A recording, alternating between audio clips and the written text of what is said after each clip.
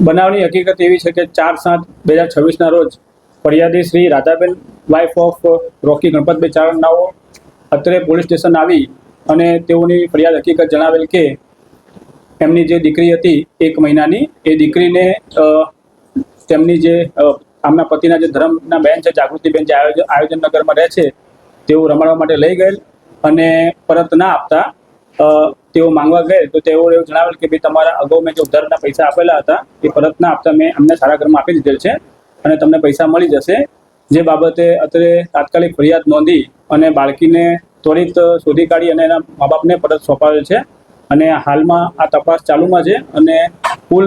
જાગૃતિબેન સહિત વચ્ચે જે 2 બહેનો છે, કૃષ્ણાબેન અને મંજુલાબેન, અને આ બાળકી જેને લીધી છે ગીતાબેન, એ ચારેને વિધિન 24 અવર્સમાં અટક કરવામાં આવેલ છે અને તેઓના વિરુદ્ધમાં કાર્યવાહી કરવામાં આવેલ છે. એ રિક્ષા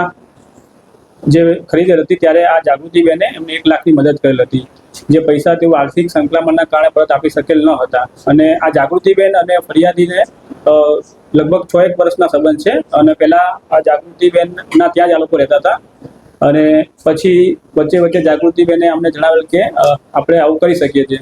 પરંતુ આ ફરિયાદીએ તે વખતે ના પાડેલી અને પાછળથી આવી રીતે બાળક રમાડવા લઈ જઈ અને આવી રીતે એને કૃત્ય આચરેલ હતું.